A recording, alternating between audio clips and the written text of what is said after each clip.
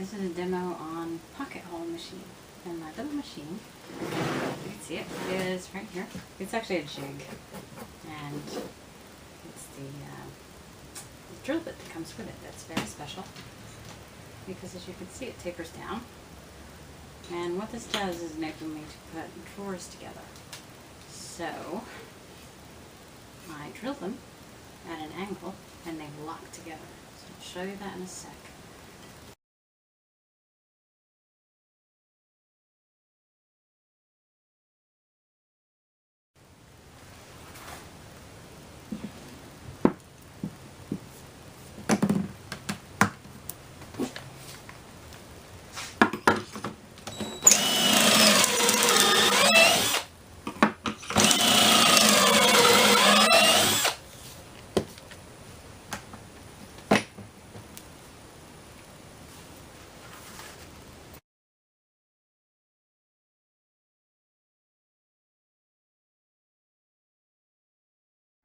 Okay, so today we're going to teach you how to make drawers with pocket holes very easily.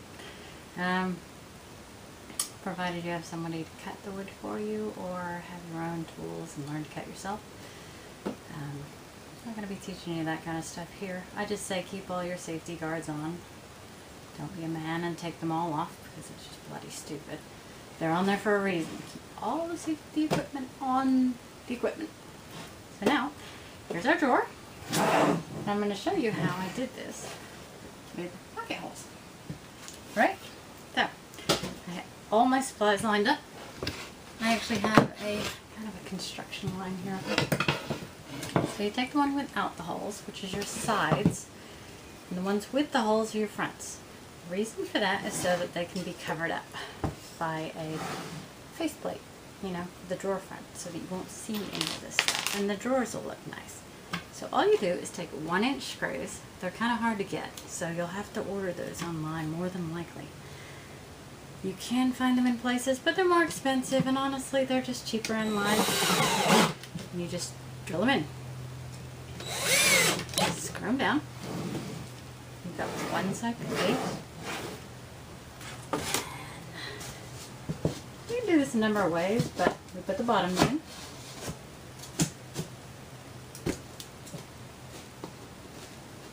Sometimes they need a little help. Alright, you grab another side.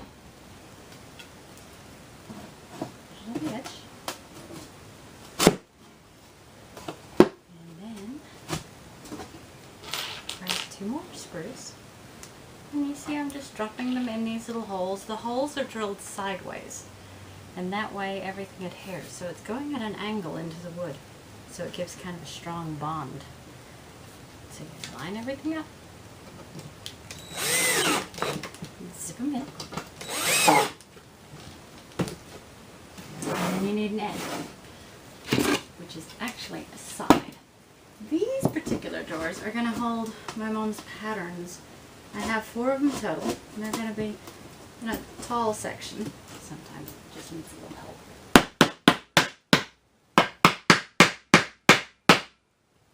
Sometimes it needs a lot of help.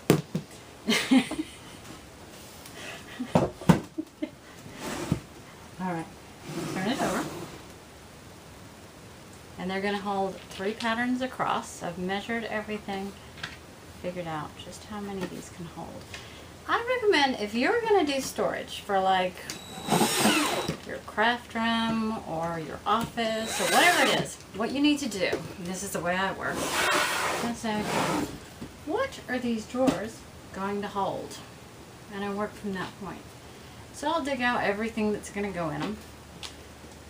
And I'll start measuring the stuff, you know, like it for the patterns.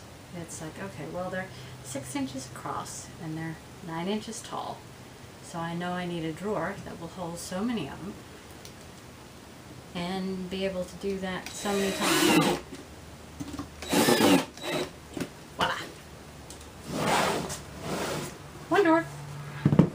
Done. It's all nice and neat.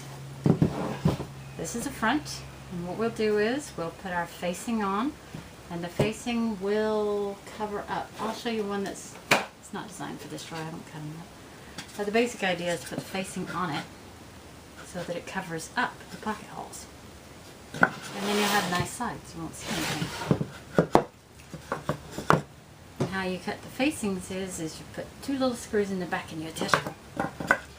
But the way that I do facings is I wait until the furniture is up, and then I'll gently hold everything in place, you know, and get them just right, because they can be off just a little bit and you can be spending hours on adjusting drawer glides. So it's easier to adjust the fronts and get them just right, up and down, and then put the screws in the back and attach them.